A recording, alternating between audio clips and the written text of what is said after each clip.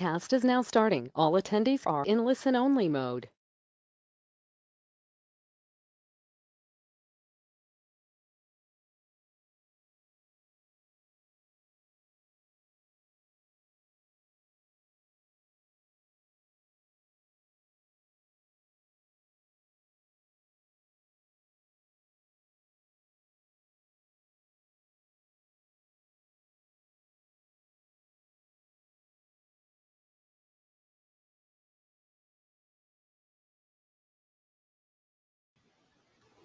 Hi, everyone.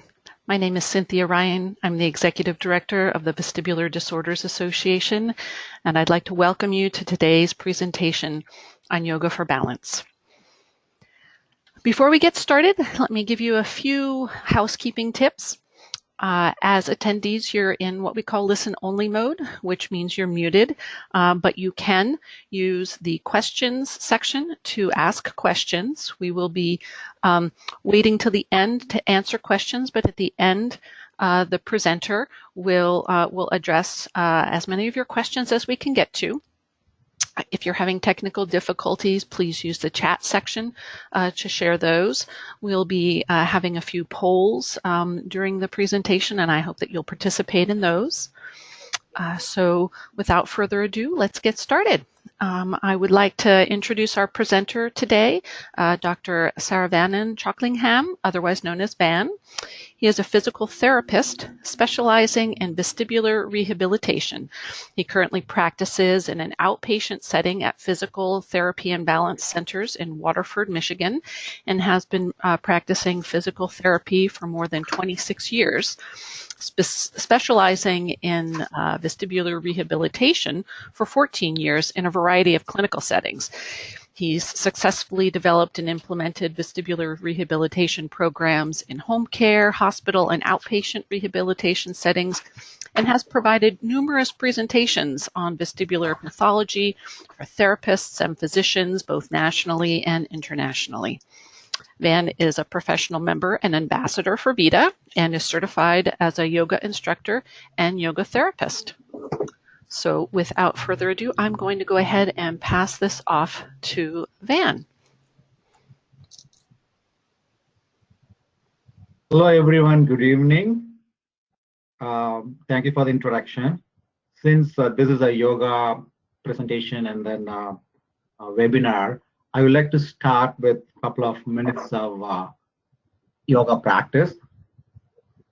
Wherever you are, if you're sitting in a chair, or if you feel like if you can sit on the floor, that's fine. If not, if you're sitting in a chair and then if you're listening, just follow my instruction.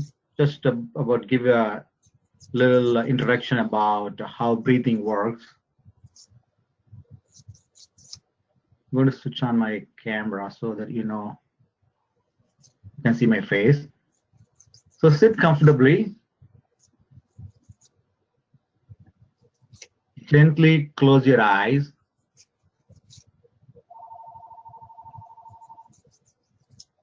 And just observe your body.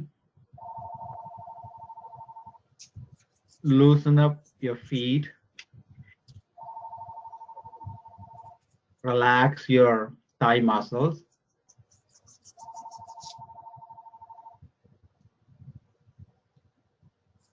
Relax your hip muscles.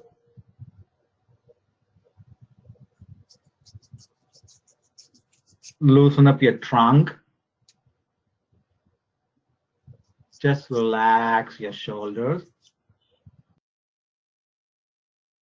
Focus on your neck muscles.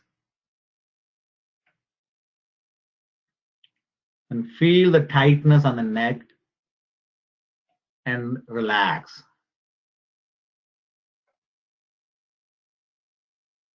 Relax your jaw.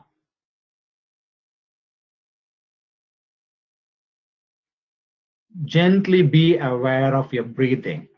Feel the air going through the nose and feel the air coming out.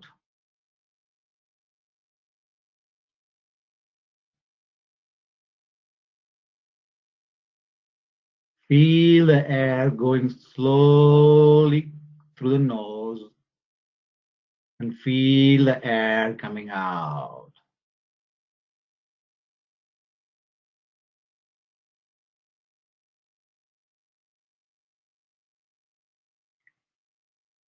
Inhale.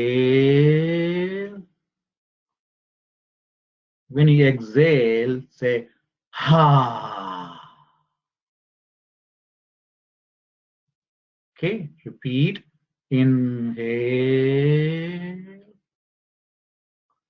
Ha. Bring out all the negative energy out when you exhale. Inhale. Ha.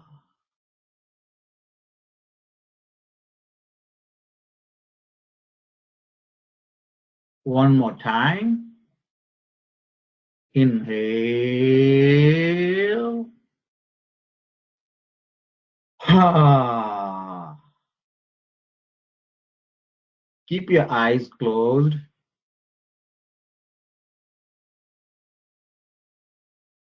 Feel the air going through the nose and feel the air coming out.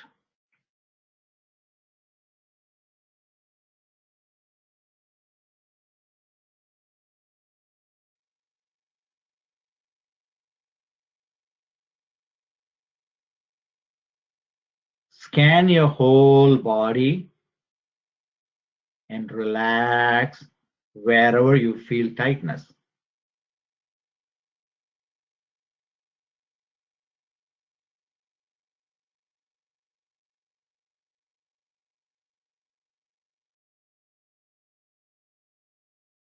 Your breathing becomes slow and steady right now.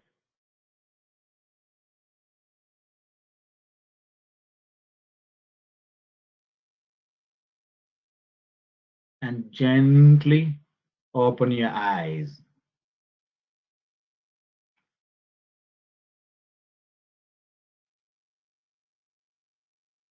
I'm going to switch off my webcam so that we can start the presentation.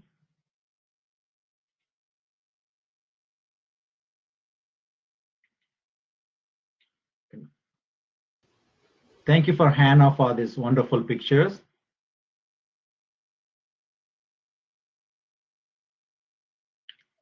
Why this webinar? What is the objective of this webinar? To expose the true yoga science, and there's always a confusion about what is yoga. So to clarify some common confusion, and also simple explanation about different styles of yoga and how to integrate these techniques of yoga to treat vestibular dysfunction. The survey question is, are you familiar with various forms of yoga? So this is Cynthia Van. I'm going to go ahead and start this poll. I'm going to launch the poll, and I would ask everyone who is attending to participate in the poll and let us know if you're familiar with various forms of yoga. It really helps us to know, are we speaking to an audience who is very familiar with yoga, not at all familiar with yoga, or somewhat familiar. So just going to give everybody a little while to respond. It looks like people have responded, so I'm going to go ahead and close that. We've got about 43% of our attendees are familiar with yoga.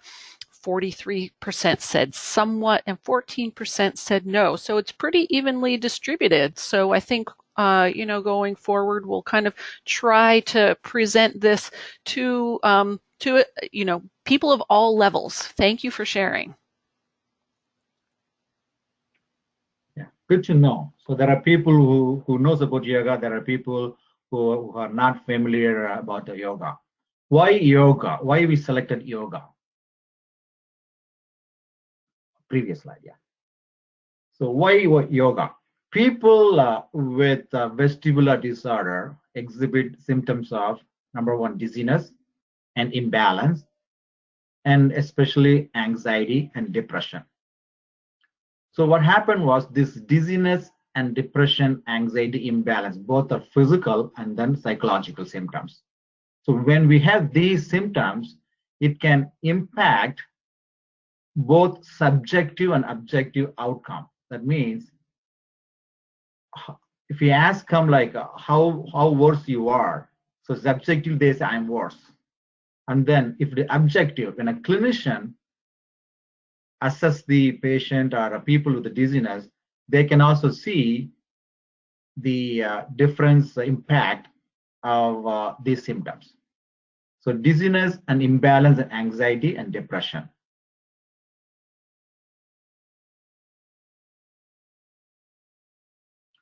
So what is yoga therapy? Yoga means we always think that standing and doing some difficult poses. But the traditional yoga have a lot of components. There are main three components, which is something called yoga pose, which is commonly practiced all over the world. But the other components of yoga is also called breathing, which is called pranayama, and meditation. So yoga means not only the physical poses, yoga means both yoga physical and breathing and meditation combined together, which can, if you practice all three together, which can produce positive results in both symptoms, psychological and physiological, stress and anxiety and imbalance. Let's go to the next. If you see here, vestibular disorders can create symptoms of dizziness and imbalance. If anybody who's having dizziness imbalance can have anxiety and depression. At the same time, when you see that in psychiatric disorders with no vestibular component, they can have anxiety and depression. At the same time, people with anxiety and depression can have dizziness imbalance too. So it's like a cycle. So either the psychological disorder or a vestibular disorder can create dizziness and will have an anxiety, or anxiety will create dizziness. It's like a circle. So what is really yoga means? Yoga means not standing on your head. Yoga means not doing some difficult poses. The true meaning of yoga is mastery over the mind, or state of inner tranquility. And yoga is practiced all over the world, and yoga is one of the popular alternative medicine. And yoga improves vigor and fitness to the physical body and also harness the emotions. This is a unique thing I recommend yoga. It helps both physical and emotions.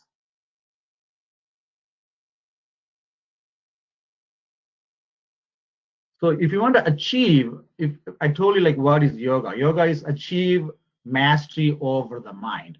If you want to achieve mastery over the mind, the ancient yoga gives some practices, some steps. Normally, if people who are familiar with the yoga, then they don't know it's called Ashtanga yoga. Ashtanga means 8. There are 8 parts of yoga can lead into a mastery over the mind. Out of 8 limbs, there are 3 important ones which commonly practice, or yoga poses, which is called asanas, and yogic breathing, which is called pranayama, and meditation, it's called dhyana. These are 3 commonly practiced.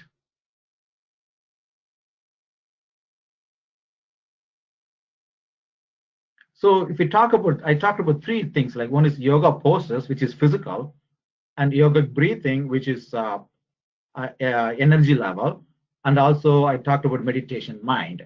So out of all 3 asanas, the physical poses, there are different categories of physical poses. We think, oh, when you see that if you do yoga, you can get better. if you see some tough pictures, some difficult poses, we always think that no, this is not for me. Yoga is not for me because these are all very difficult poses. I cannot do it. I can't even sit on the floor. How come I can do all kind of poses? But that's what yoga has. Doesn't mean that you have to do difficult poses. There are different kinds like cultural pose, there are balancing poses, and there are relaxing poses also there too. In the sense like if I cannot stand on my head, I don't have to do that. There are yoga poses. Simply, you can just do one simple position, which you can relax. So that means what I'm trying to emphasize here is do not get scared about practicing yoga. That you don't have to do lot of difficult poses. You can always select which is easier also too. So I'm giving like a lot of scientific basis for this presentation which I'm presenting. So there is one theory, the balancing poses. That means you can select yoga pose, which is meant to be for balance, or beneficial for people with imbalance and dizziness. So this information, all the information what I quote, all selected from the scientific research articles. And also the practicing physical postures, even though it's a physical, it can also reduce depressive symptoms. It's a unique thing. Of course, exercise has impact on depression and anxiety. At the same time, practicing physical yogic poses can also reduce depressive or anxiety symptoms.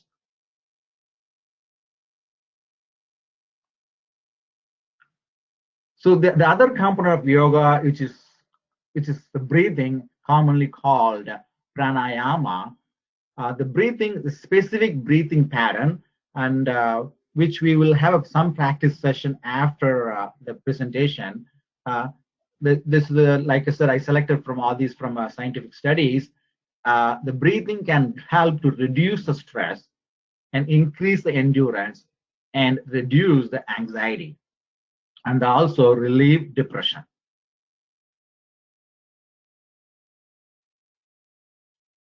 So the other component what we're talking about is the meditation. So meditation helps to reduce anxiety and it helps to calm the mind.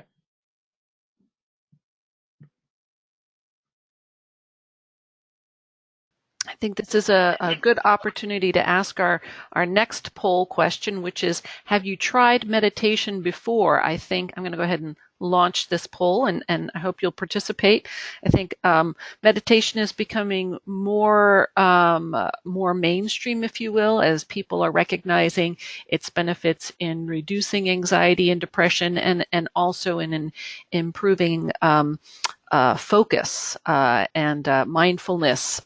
Meditation is often brought up in even business settings. So I think more and more people are becoming familiar with this and accepting it. But I'd be interested in knowing how many people actually have practiced meditation before.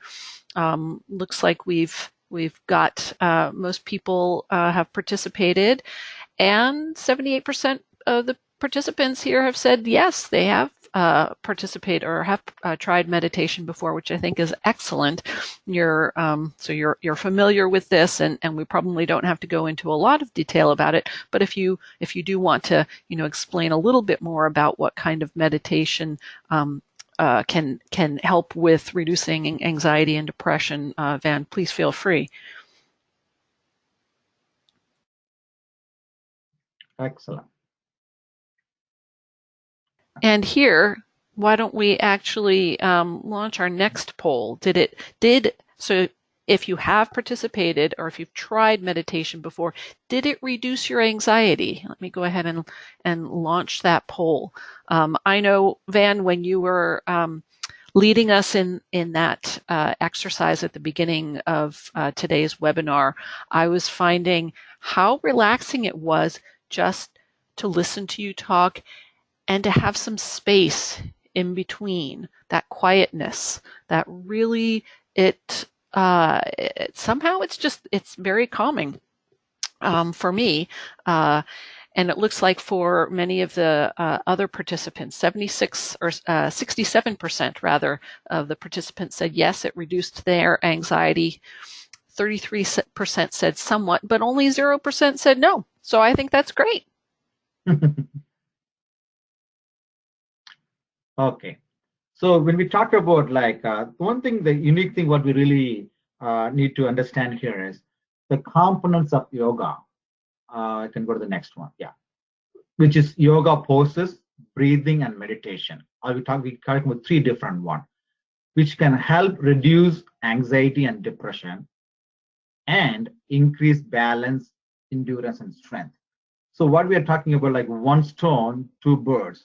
Like we are practicing yoga at the same, we're taking care of the mind aspect and also the balance, the physical aspect as well. Okay, I want to spend about 2 minutes on this particular slide. This is, I really want to, I know some people will be familiar with it, but why the concept, what is the concept of yoga? The concept of yoga is considered like a 5-layered existence of human being. It's kind of a little confusing to think about it. But for example, if I'm asking someone who we are, we always identify ourselves in a physical body. So physical body is the body we feel the pain, we feel the dizziness, we feel the imbalance, the physical structure. At the same time, the physical body does not function by itself. It needs some kind of energy to move the physical body. So we are existing in a physical level. At the same time, we are existing in our energy level. I can talk by my energy. I can walk with my energy. I can see with my energy. So my energy and physical are both are me. At the same time, what is making me to move? What is making me to think? What is making me to walk? So my mind is telling my energy to do, so my body is moving. So we are also existing in our mind level. But if you think the mind, there is something called intellect also there too. Now, good example of what is the difference between a mind and intellect is mind works with more emotions and intellect always work more with the logic. So we always have a mind level and intellect level. One good example is if I'm a diabetic, I know that I cannot eat a lot of sugar. But as soon as I see a good ice cream, I get tempted. So then finally, I lose my confidence, and then what I do, I eat the sugar. So my intellect says eating sugar is not good for diabetes, but my mind sometimes overlook, sometimes take over. So though I know that it's not good, but still I eat them. So there's a conflict between mind and intellect all the time. That's what we go through. So we are existing on a physical level, an energy level, and mind level, and also intellect level. And at last, there is always a happiness within ourselves. How? Any action what we do or any thinking what we do, we always look for happiness as a result. So anything what we do, we don't do anything not for our happiness. I'm sorry, we always do for anything what we do is always for our happiness. So happiness within ourselves is the one drive to function at mind level, and energy level, and physical level. So these are the 5 existence of our body that we are surviving in our physical level and energy level, mind, intellect, and bliss.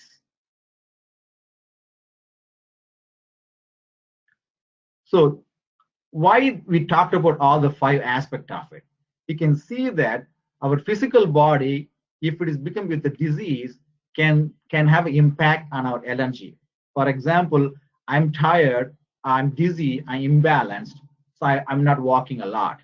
So if you don't walk a lot for a few weeks, what's going to happen? I lose my energy. And then it's because of physically I'm affected, my energy level is not there, I get disturbed in my mind. Then means I become depressed. So it also affects me, and also it affects my family member. So it creates a lot of turbulence. So my physical level imbalance can lead into my energy level imbalance. If my energy level is imbalance is continued, it can create mind level imbalance, and also it can affect my intellect as well. So if all these things are happening, my happiness is gone.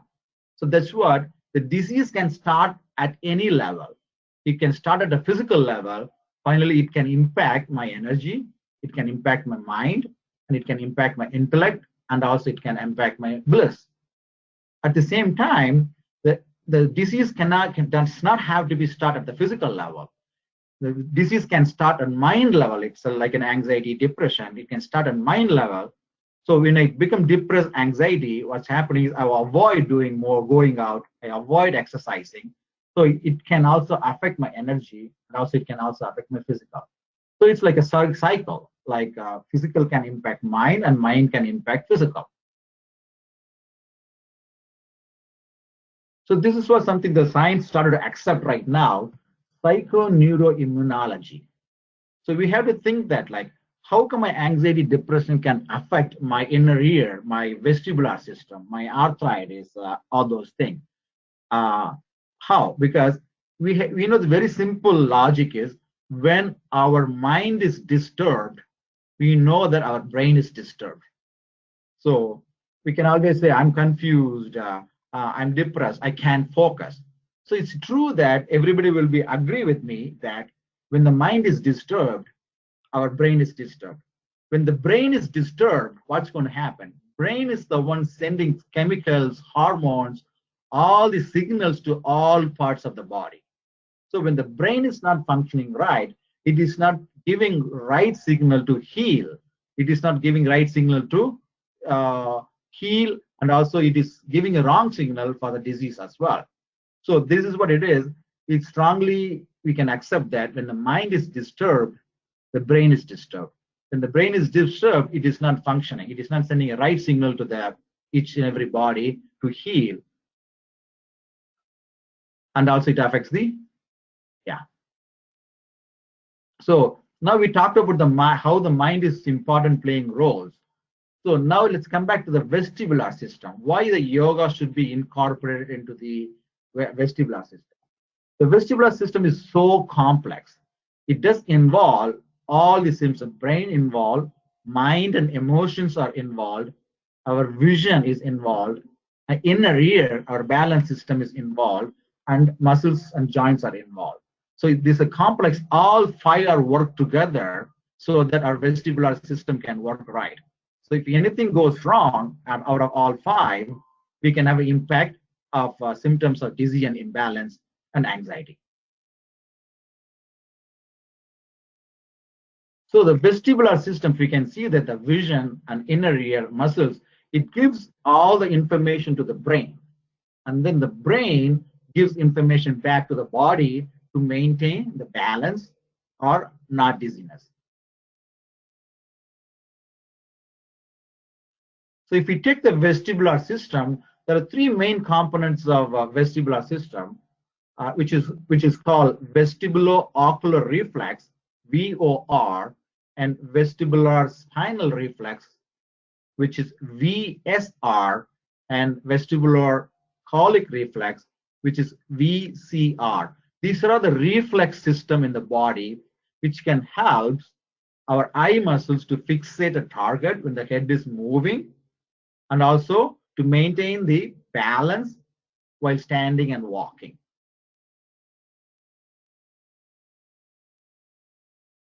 In addition to that, there are some balance strategies to help to control the balance, which we call like an ankle strategy and hip strategies and stepping strategies. These are three different strategies helps the balance to be in a perfect shape. So I just want to recollect that. We talked about yoga is something which can be practiced physically and mentally. And also we talked about vestibular system affect physical and psychological. So that's what it is. What's happening is vestibular disorders, people can have a physical impairment like postural and vision, and also the symptoms of dizziness and imbalance.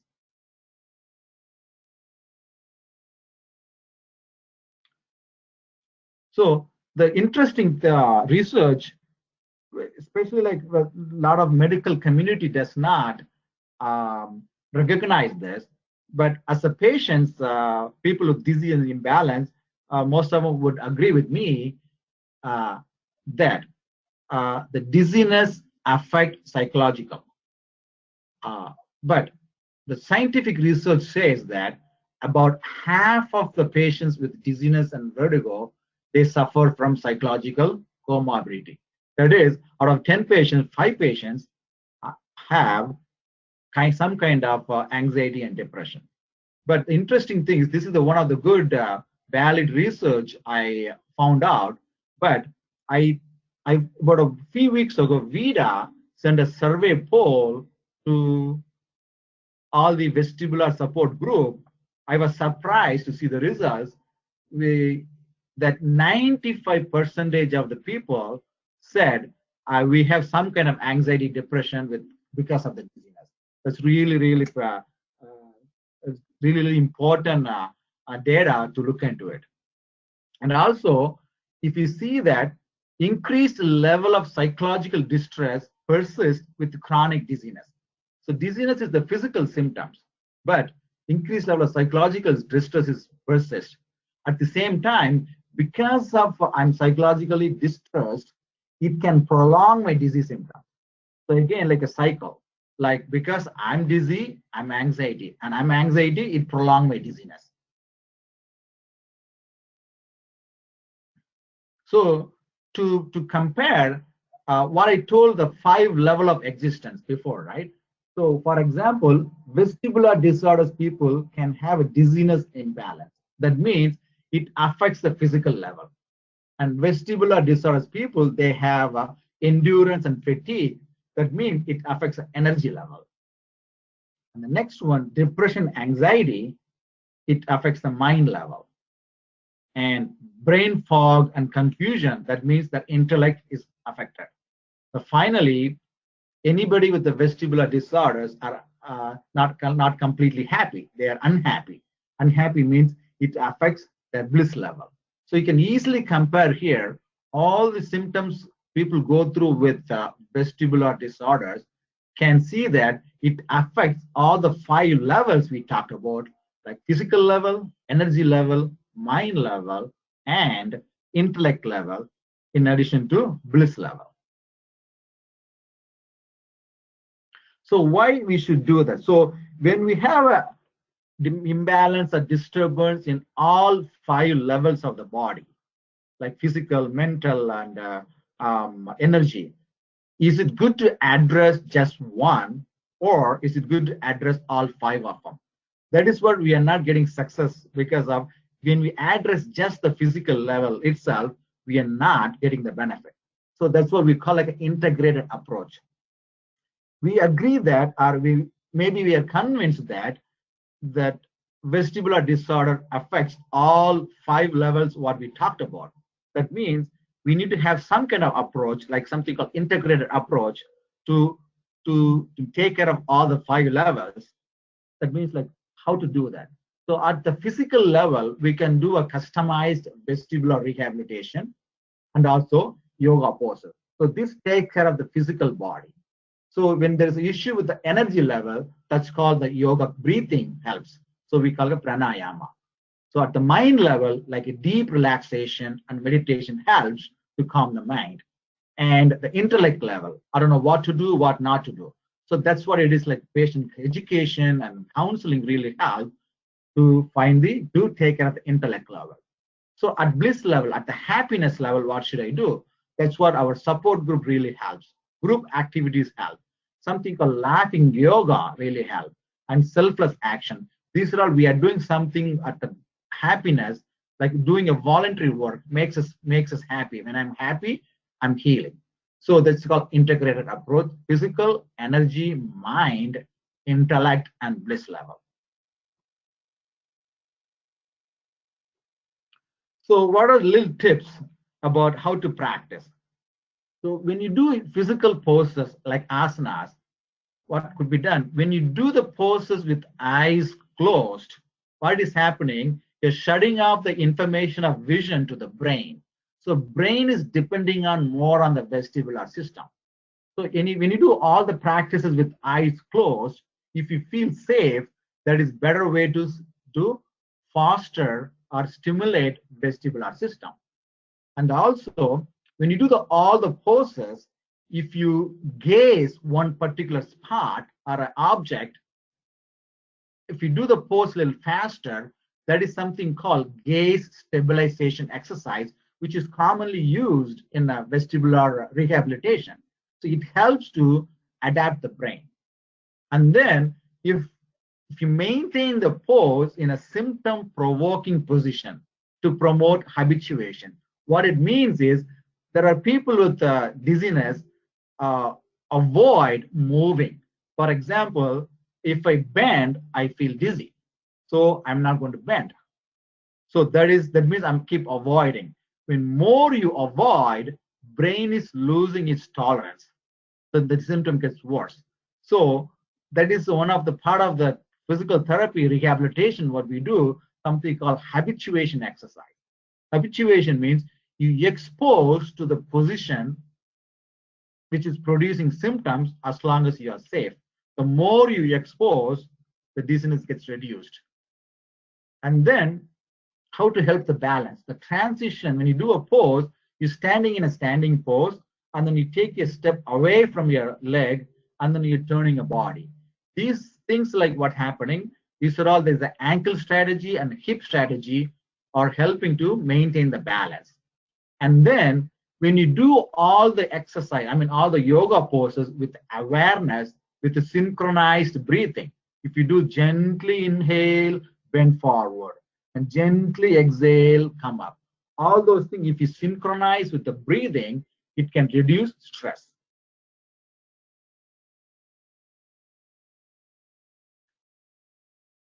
So what are all the golden rules? I say that. What is the advice when you practice yoga? So first advice to practice yoga is do not compete with anyone. Listen to your body. You listen to your body, what you could do. Make sure that you're safe. That is important. The second thing is every time when you do yoga or breathing, yoga poses, the first golden rule is breathe. Many times we can notice ourselves holding a breath. So breathing is very important when you do the yoga poses. And also when you do some poses, what's happening is we tend to tight muscles, face muscles, the muscles which we don't need to do these poses become tight. So become aware of the body, let go. So let go all the tightened muscles when you maintain the pose. And then focus. If you do any pose, focus on the spot when you get whatever the area getting stretched. So the golden rules are breathe when you do poses and let go the unnecessary part which is tightened, and then focus on the area which is getting stretched. So I'm just going to, there is going to end of this, after the end of this presentation, all these poses are listed. I think we are attached the article which has all these poses. I just want to say some, what are all the poses which is important or which will be helpful for dizziness and imbalance. This is something called half waist wheel pose.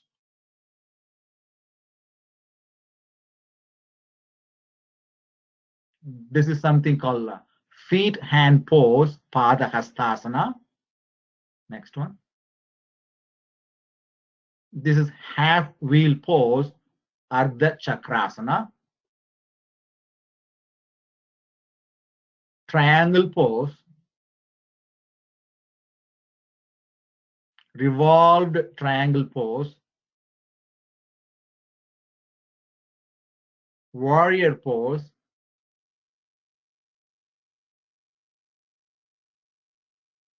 lateral angle pose,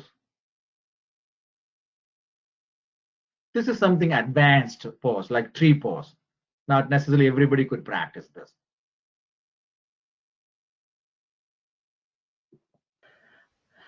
And just, this is Cynthia again. I want to reiterate what Van was saying. There is a handout that you can download with this webinar that is an article written by Van with pictures by Hannah, who is also a certified yoga instructor that you can follow. And you can also, you can find that article on Vita's website, vestibular.org/yoga. And you could bring that article if you practice yoga with an instructor, bring that article to them to show them these are the poses, explain to them, I have a vestibular problem. These are poses, there's certain poses that I can and can't do. These are poses that are recommended to me by a vestibular specialist, and ask for them to help you develop a program that is customized for you. So I'm going to launch our next poll, which is, have you tried traditional yoga poses since you developed a vestibular disorder? I'm interested to see if anyone here has tried yoga and if it has helped you with your balance. So far we've got people are participating. I'm going to give it just another minute to wait for everybody to finish participating. Okay, great. There we go. And we've got a 50-50 response. Half of our attendees have tried it and half have not, which is really fascinating. So let's, I also want one more question here. What are your concerns about doing yoga? We've got a couple of options here for you. Here, did I make sure I launched that? Because I know that a lot of vestibular patients are concerned that they can't do yoga for a variety of reasons. It's too hard, it's going to make them dizzy. I know a lot of patients with BPPV are afraid of lying flat. So I'm interested to hear what your concerns are, and perhaps Van can address some of those concerns and how yoga can actually help those things or what to avoid. So I'm going to just leave that up just a little while longer because there are more, and you can select in this poll, you can select more than one answer. So it's taking people a little bit longer to vote. Looks like we've got a fair number of people voted, so I'll close that. So Van, some of the responses here that people have said is they're afraid that they'll get dizzy, they're afraid they'll fall over, and that's certainly a valid concern. We want people to stay safe. They're afraid that they're not flexible enough, and that 88% said they just don't know what exercises to do.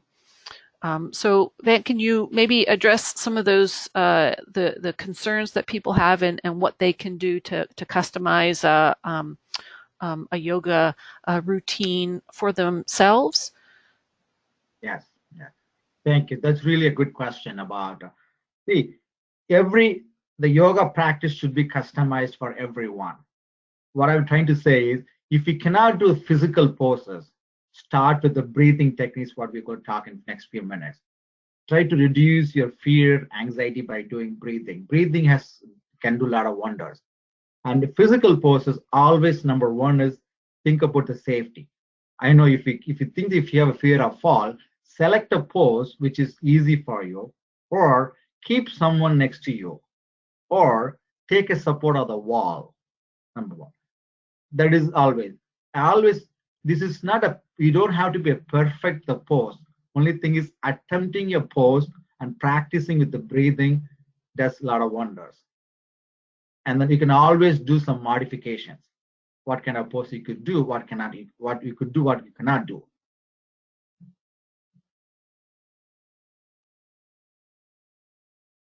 Okay, let me talk about the breathing.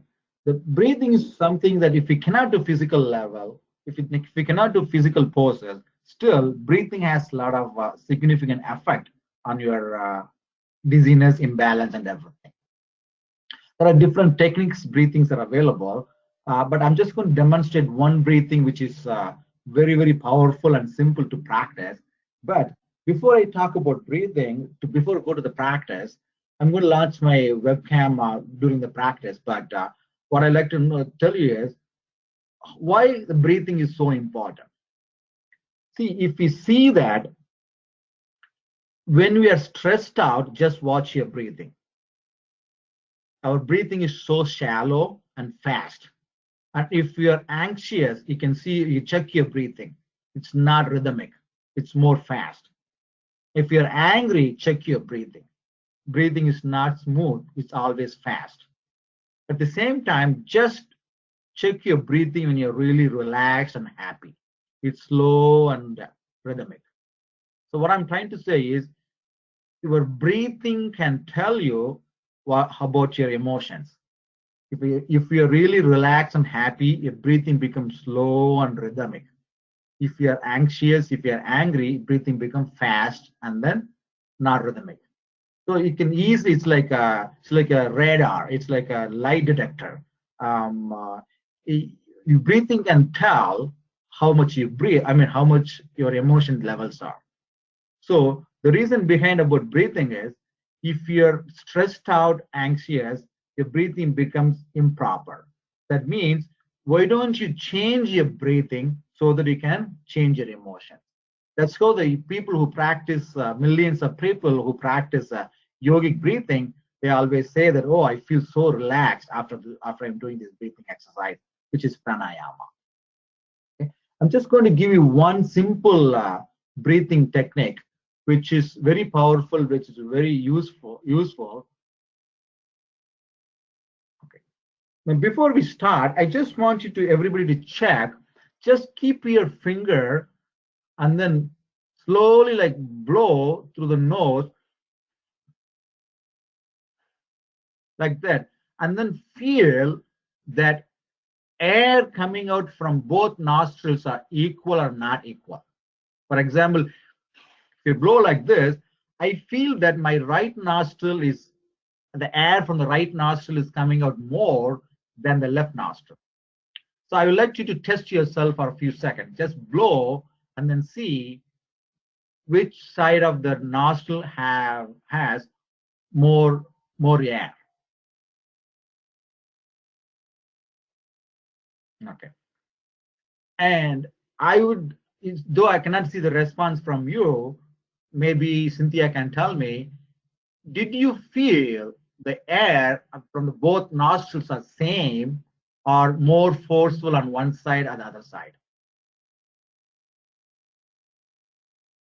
And majority of them can agree with me that the air which is coming out from both nostrils are not equal. That means one side is more, one side is less. And I wanted to go back and check after an hour and then see that whether it is the same nostril or other nostril. You will be surprised to see that it keeps switching. You can see one side of the nostril is more forced, the other side is less. And after an hour or two, you can see that it is changed. Why? That's what our mind, our emotions does not always same. For example, when I wake up in the morning, I feel so happy. And then I go to work. It's a happy day. And I see that after an hour, my mood is not the same all the time. I see that it goes up and down. If I'm not steady, happy all day long, I can see that there's a change in my mood, happy, down, and then happy, and then down.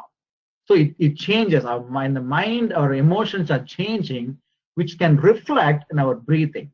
That's what one side of the nostril controls the emotions, and the other side is also control the emotions. If it is balanced, if you blow the air, if it is equally coming on both nostrils, that means our mind is balanced. If it is not, if the force on the either one, that means our breathing is imbalanced, our mind is imbalanced. So this is what happens. That's what we call something called alternative nostril breathing technique, which is can significantly improve your stress, reduce your stress level, significantly improve your mood. So how to practice that? What I advise is, I want to take your fingers like this, and then I'm going to ask you to block your right nostril, and then I'm going to ask you to inhale through the left.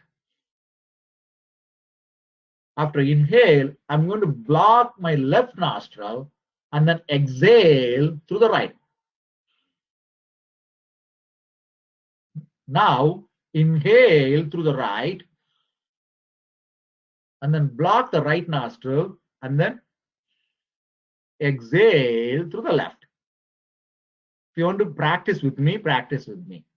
So block the right nostril, inhale through the left, block the left nostril, exhale through the right. And inhale through the right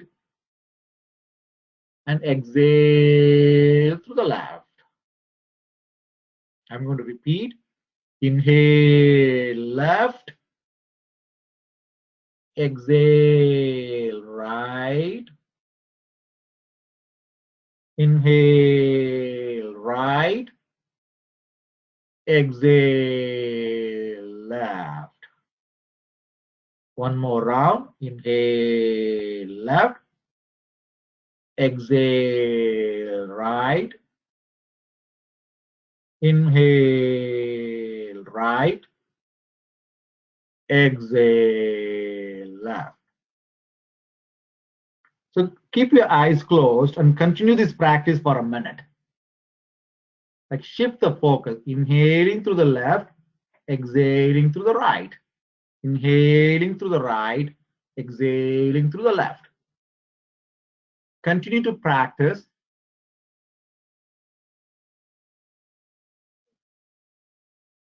Gentle breathing.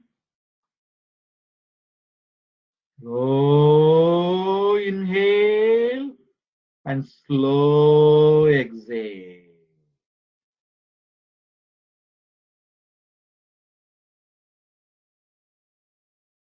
Relax your face, relax your neck muscles.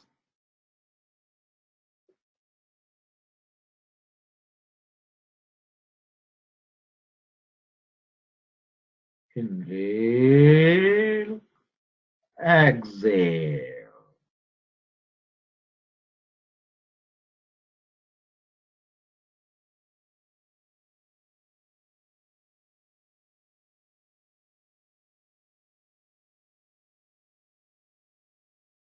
Slow breathe in and slow breathe out.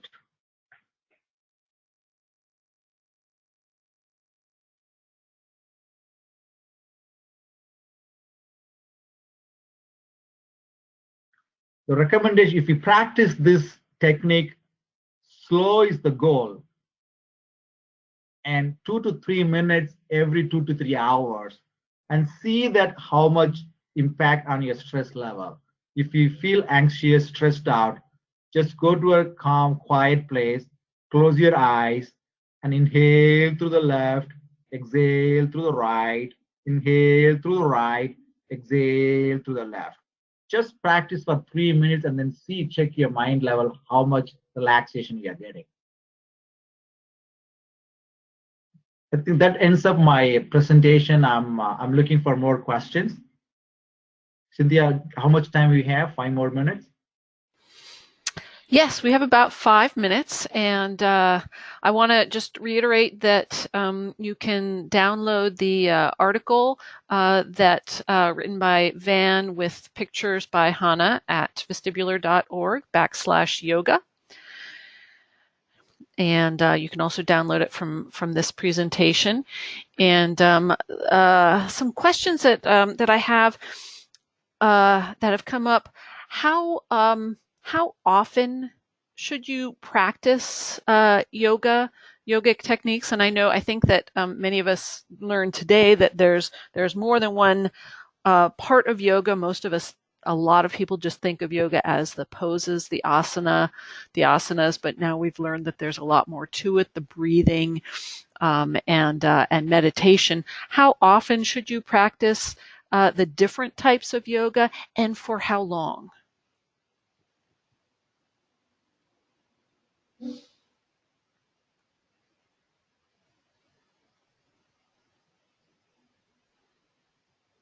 Oh, I'm wondering if Van is having technical difficulties.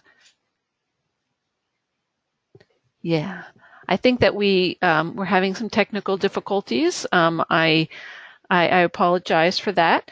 There was another question that came up about the different types of meditation that I think that we'll have to get to later on. So I want to thank you all for attending, and I hope that you learned as much as I did about yoga from this presentation. Some of you may have come into this presentation thinking that you would be learning more about the specific poses, and I, for one, I really appreciate that Van explained more about the concept of yoga and how it works together with your body, your mind, your emotions, and because I hear all the time from vestibular patients that it's oftentimes, yes, the dizziness, the imbalance, those are difficult to cope with, but the anxiety and depression that go along with them are equally or more difficult to cope with. And what yoga addresses and can help with is the physical aspect, the dizziness, the imbalance, and the mental and emotional aspect of anxiety and depression, which often go along with it. And resulting in a more, well, pardon my use of the term, balanced life, if you will. And I really appreciate that. But the article that you can download from our website does go into more detail. It lists the poses that are specific to helping with balance disorders, and it has images of the poses. Certainly you can learn more by taking that and going to a yoga class, looking online to learn more about those poses. But I think it's important to know that there are some poses that are specifically designed to help with balance. And just to reiterate what Van was saying earlier, always be safe. Don't practice a pose if it is giving you imbalance. Stay next to a wall during the standing poses to make sure that you have something to hold on to, or a chair. I find just having sometimes just having a touch point of a chair right next to you or right behind you can help you just maintain that sense of space. And as I said, always be safe. I invite you to send us any additional questions you have and give us feedback on this webinar. And also, please feel free to give us feedback on other topics that you would like us to present as webinars. Thank you very much, and have a wonderful evening.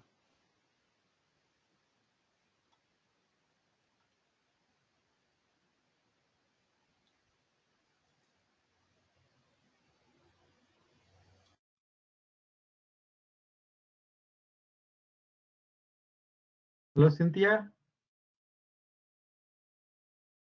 Sorry, my internet was lost. I'm back again.